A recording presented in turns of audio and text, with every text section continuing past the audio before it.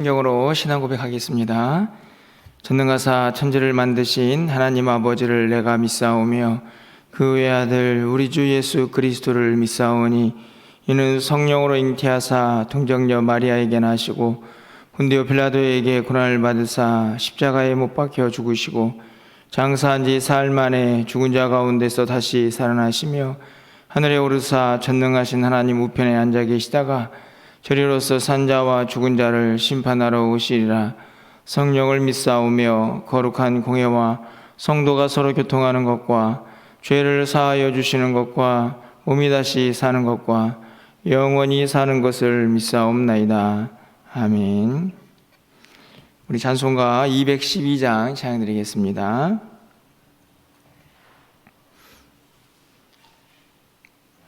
212장입니다.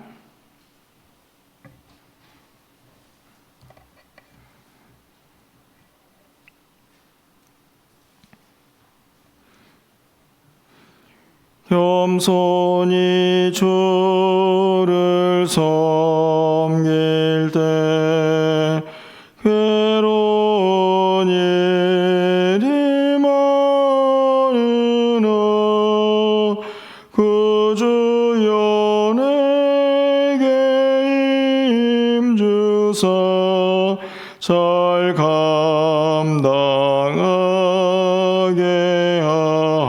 하소서. 인잣말을 가지고 사람을 감화시키며 갈 길을 잃은 무리를 잘 인도하게 하소서.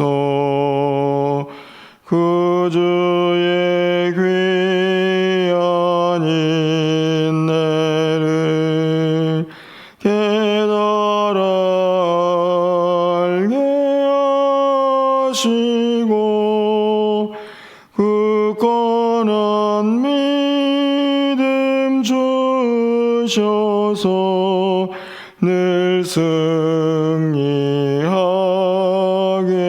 하소서.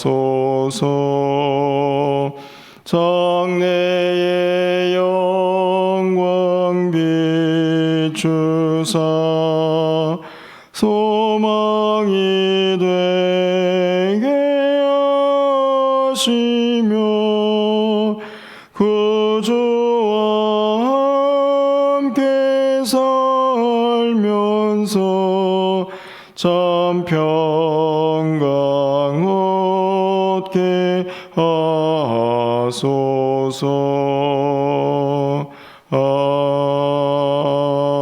아멘. 오늘 하나님 말씀은 요한복음 3장 22절에서 36절까지 말씀입니다.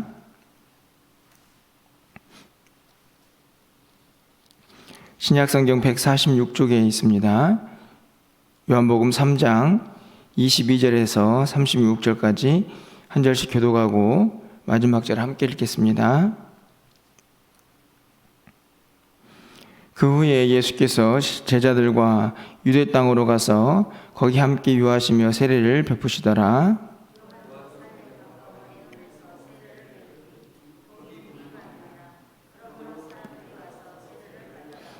요한이 아직 옥에 갇히지 아니하였더라.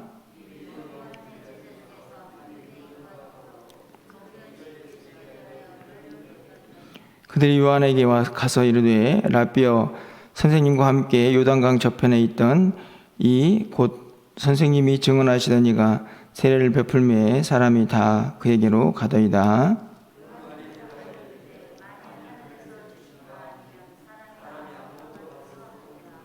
내가 말한 바 나는 그리스도가 아니요 그의 앞에 보내심을 받은 자라고 한 것을 증언할 자는 너희니라.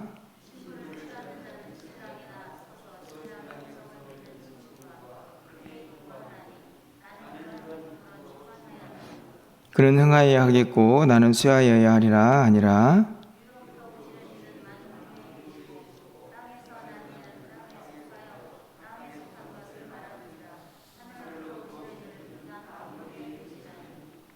그가 친히 보고 들은 것을 증언하되 그의 증언을 받는 자가 없도다.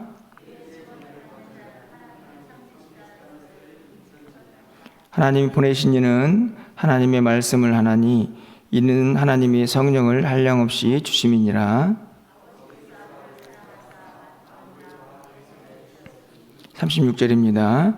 아들을 믿는 자에게 영생이 있고 아들에게 순종하지 아니하는 자는 영생을 보지 못하고 도리어 하나님의 진노가 그 위에 머물러 있느니라. 아멘. 오늘 본문은 세례 요한이 자기 자신에 대해서 다시 한번 증언하고 확인하는 전반부의 내용과 31절 이하에 있는 그 세례 요한과는 근본적으로 차이가 있는 예수 그리스도는 누구신가 하는 내용, 이 두 부분으로 크게 나누어져 있습니다. 제가 말씀을 읽으면서 또 한번 생각해 보게 되는 것은 세례 요한이라는 인물인데요. 물론 성경의 중심은 예수 그리스도 이미 분명하고 오늘 본문도 그 사실을 증언하고 있습니다. 하지만 그럼에도 불구하고 세례 요한이라는 인물은 참 자기 자신의 자리와 또 위치 또 사역에서의 모습들이 우리에게 참 도전을 많이 준다 하는 생각을 갖게 됩니다. 오늘 본문에 보면 그 당시에 뭐랄까요, 사회적으로 종교적인 면에서 큰 기둥이 둘이 있었던 것을 볼 수가 있습니다. 세례를 베푸는 자, 이렇게 시작을 하는 본문에 이미 이전부터 세례를 베풀었던 세례 요한이 있었고 또 이후에 오셨던 예수 그리스도가 세례를 베풀기 시작을 했습니다. 오늘 본문에 보면 세례 요한의 제자들이 요한에게 이런 이야기를 하죠. 다른 쪽에서 세례를 베푸는 예수님이 계시는데 사람들이 그쪽으로 많이 갑니다. 이 제자들의 마음속에 어떤 마음이 있었을까? 한편으로 좀 생각해 보면 아주 복잡한 마음, 그 마음 속에서 하나를 꺼낸다고 하면 서운한 마음은 아니었을까, 이런 생각이 듭니다. 왜냐하면 자기가 열심히 그동안에 따랐던 스승 세례 요한이 그래도 예수님이 등장하기 전까지는 많은 사람들의 지지도 받고 인정도 받고 그러면서 사람들이 그에게 나와서 세례를 받았습니다. 아마 제자들도 그 모습을 보면서 우리 스승은 대단한 사람이야, 내가 제자가 된 게 참 가슴 벅찬 일이구만, 아마 이런 생각을 하지 않았을까 여겨집니다. 세례 요한 스스로도 한편으로 보면 얼마든지 교만해지고 나는 참 대단한 사람이다 라고 생각이 될 수 있는 상황들이 있었던 것이죠. 그런데 예수님이 딱 등장을 하셔서 어찌 보면 전세가 역전이 되었습니다. 세례 요한에게 나와서 세례를 받던 많은 사람들이 예수님에게 가는 상황들이 오늘 본문에 펼쳐지고 있습니다. 그때 세례 요한의 반응이죠. 오늘 본문에 보면 28절 말씀에 가서 보시면 내가 말한 바 나는 그리스도가 아니오 그의 앞에 보내심을 받은 자라고 한 것을 증언할 자는 너희니라. 나는 그리스도가 아니다. 사실 이 이야기는 이미 1장 18절 이하에서 세례 요한이 자신을 증거하는 가운데 밝힌 바죠. 그런데 또 한 번 밝히는 이유는 아마 그 당시에 이 세례 요한이 가지고 있는 인기, 아마 그것을 대변하는 말이 아닌가 생각이 듭니다. 많은 사람들이 세례 요한을 그리스도라고 생각할 만큼의 그런 위치에 있었던 것이죠. 사실은 우리가 사도행전 18장에서 살펴보았지만 우리가 아볼로라는 사람을 알고 있지 않습니까? 알렉산드리아에서 성경에 능통한 사람. 그런데 그가 고백하는 내용을 보면 자기 자신도 세례 요한의 세례밖에는 알지 못한다라고 이야기하는 것을 사도행전에서 볼 수가 있는데요. 그 모습을 보면 그 당시에 이 세례 요한의 이름, 그 권위가 얼마나 대단했는가 하는 것을 알 수 있습니다. 그래서 오늘 28절에서 나는 그리스도가 아니다라는 사실을 다시 한번 확인하는 것이죠. 사람들이 혹시 그가 그리스도가 아닌가라고 생각이 들 만큼 그의 명성은 대단했던 것입니다.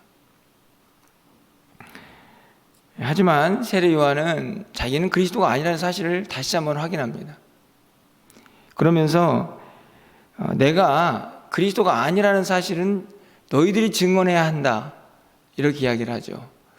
이 사실도 참 대단히 어찌 보면 제자들에게는 좀 가혹하다 생각이 듭니다. 이게 무슨 말씀인가요? 어떻든지 간에 제자들은 이 세례 요한과 함께 했던 사람들 아닙니까? 그래서 이 세례 요한이 누구인가를 누구보다 더 잘 아는 사람들이 제자들입니다. 그러니까 너희들이 나를 봤지, 나는 그리스도가 아니야, 그냥 사람일 뿐이야. 그러니까 이 사실을 너희들이 증언해야 한다. 제자들에게도 되게 좀 가혹한 이야기가 아닌가 생각이 듭니다. 우리 스승이 대단한 사람이어야 그 밑에 있는 제자들도 대단해지는데, 우리 스승이 그냥 사람일 뿐이야 라고 말을 하면서 그것을 확인해 줘야 한다고 하니, 이 말을 들은 제자들도 마음이 좀 답답하지 않았을까라는 생각이 들지만, 궁극적으로 이 모든 것들을 통해서 세례 요한이 강조하고 싶은 것은 한 가지죠. 나는 그냥 사람일 뿐이고 바로 예수 그리스도, 그분이 진짜 하나님의 아들이시고 그분이 그리스도 메시아다 라는 사실을 다시 한번 확인하고 있는 것입니다. 그러면서 매우 놀라운 고백을 하게 되는데요, 29절에 있는 말씀입니다. 신부를 취하는 자는 신랑이나 서서 신랑의 음성을 듣는 친구가 크게 기뻐하나니 나는 이러한 기쁨으로 충만하였노라, 이렇게 기록을 합니다. 오늘 본문을 보면 갑자기 이 결혼식 장면이 연상이 되는데요, 여러분, 결혼식의 주인공은 누구라고 할 수 있습니까? 당연히 신랑 신부가 주인공이 되겠죠.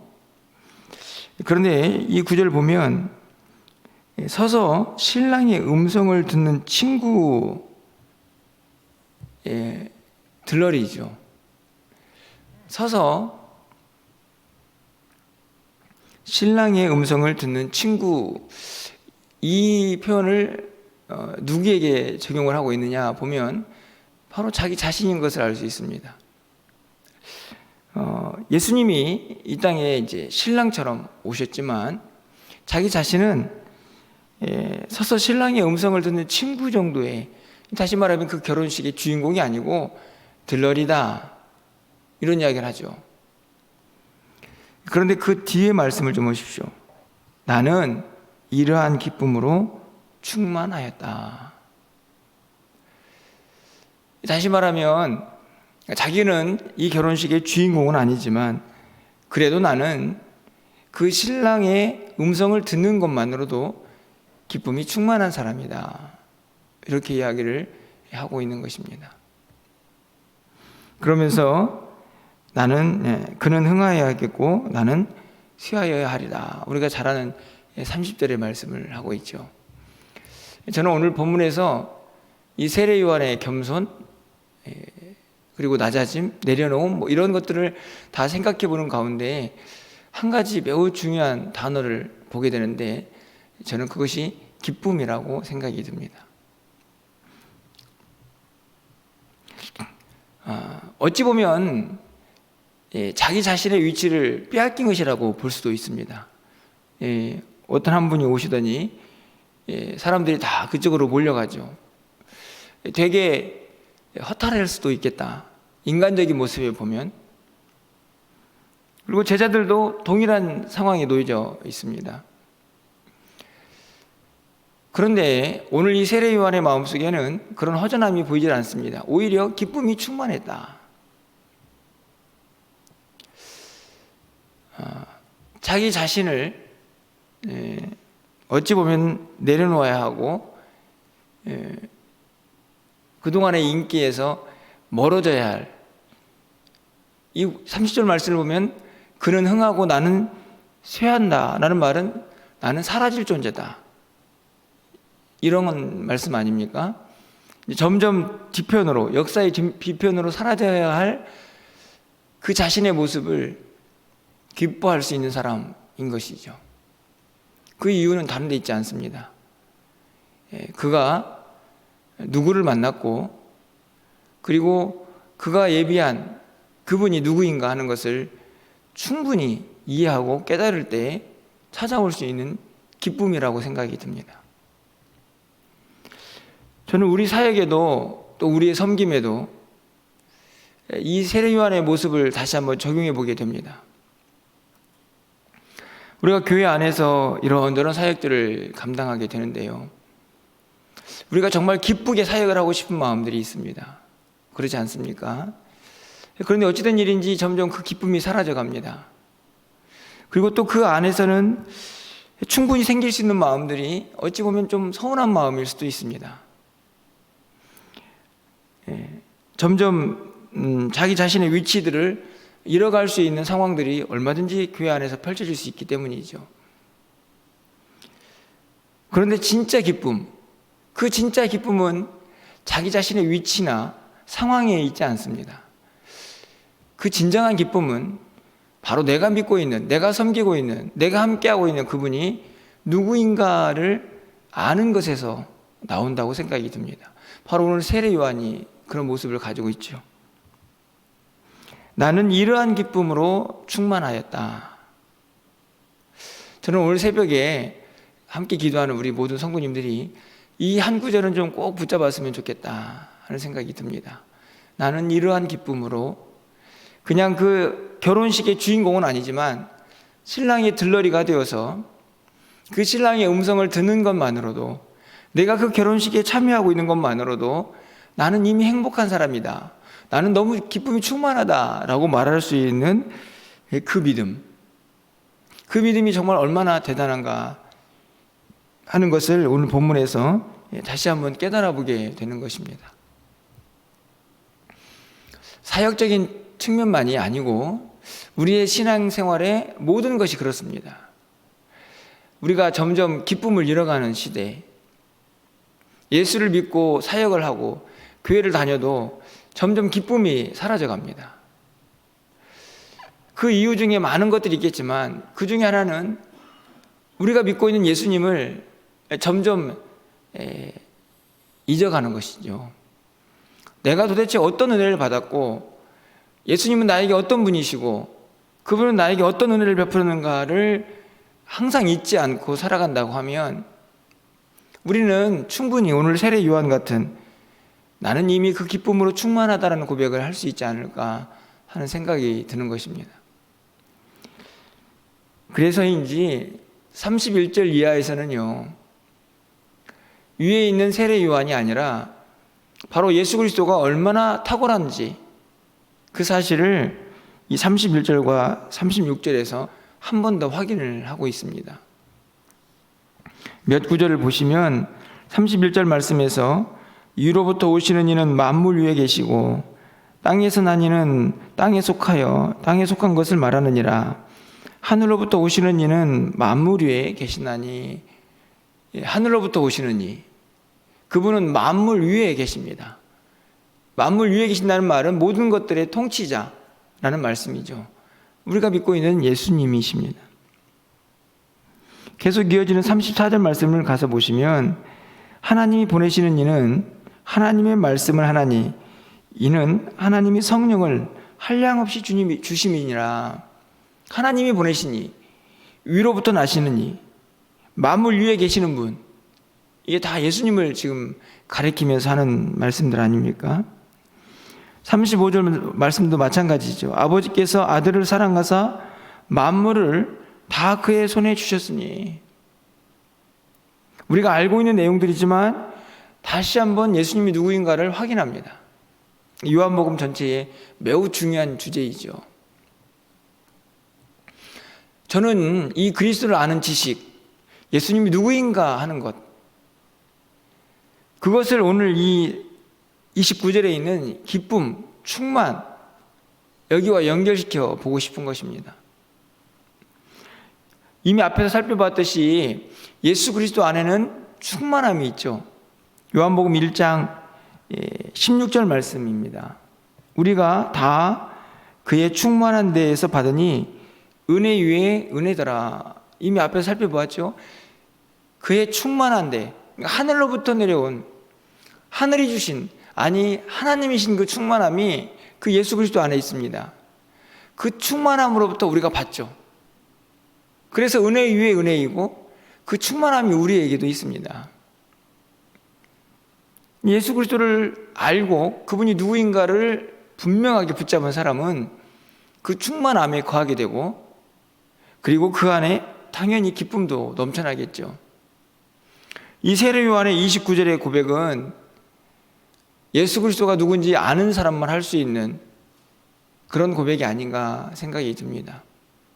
그래서 위대하고 그래서 아름답다, 이런 생각을 아침에 하게 됩니다. 나는 이러한 기쁨으로 충만하다. 나는 비록 들러리가 되어도 예수님을 알기 때문에, 그분이 누구신지 알기 때문에 나는 그분의 음성을 듣는 것만으로도 충분히 행복한 사람이다. 나는 기쁘다 라고 말할 수 있는 이 믿음의 고백, 이 믿음의 고백이 우리 모두에게 하나님 앞에 가는 그 순간까지 계속될 수만 있다면 우리의 신앙은 지금보다 훨씬 더 기쁨이 넘치고 행복하지 않을까 하는 생각을 갖게 됩니다. 새해가 시작이 되어서 이제 10일이 지나가고 있는데요. 올해는 어찌된 일인지 하나님께서 계속 우리에게 말씀을 주시는 내용은 하나님이 누구시고 우리가 받은 은혜가 무엇인가를 한 번 더 확인하라 하는 메시지를 듣게 됩니다. 여러분 모두에게 다시 한번 그 은혜가 충만하게 차고 넘쳐서 올 한 해를 살아가는 동안에 이 믿음만큼은 절대로 흔들림 없이 붙잡고 나아갈 수 있는 저와 여러분이 되셔서 올 한 해는 우리의 신앙에 여러 가지 상황들이 변하지는 않았지만 우리 안에 넘치는 기쁨, 그 안에 충만함, 그것들을 함께 누릴 수 있는 은혜가 우리 모두에게 임하기를 주님의 이름으로 간절히 축원합니다. 기도하겠습니다. 나는 이러한 기쁨으로 충만하였다 라고 고백하는 이 세례 요한의 아름다운 고백이 오늘 아침에 우리의 입술을 통하여 하나님께 올려지기를 간절히 소망합니다.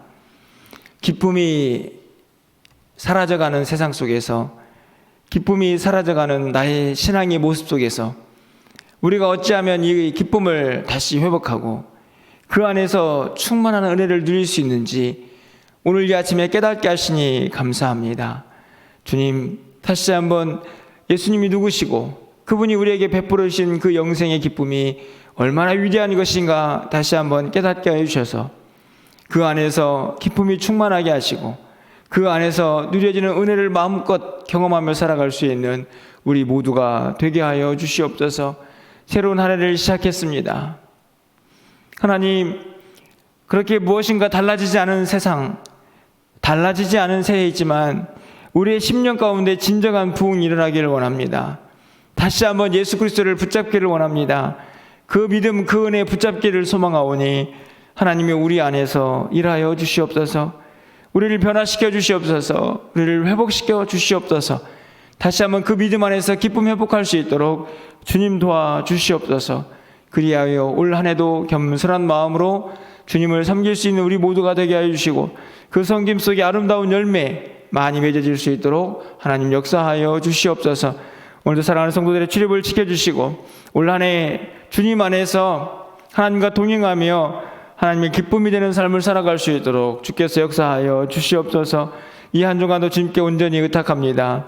세상을 시작하는 한 주간이오니 하나님이여 이 한 주간도 믿음 안에서 승리하게 하시고 주님과 동행하며 하나님께 영광이 되는 한 주간이 되게 하여 주시옵소서. 사랑하는 성도들의 출입을 지켜주시고 코로나19로부터 안전하게 저들을 지켜주셔서 하나님을 섬기기에 부족함이 없는 삶이 될 수 있도록 주님 역사하여 주시옵소서. 오늘도 우리의 기도를 들어응답하여 주시기를 간절히 소망하옵고 예수 그리스도의 이름으로 기도합나이다. 아멘.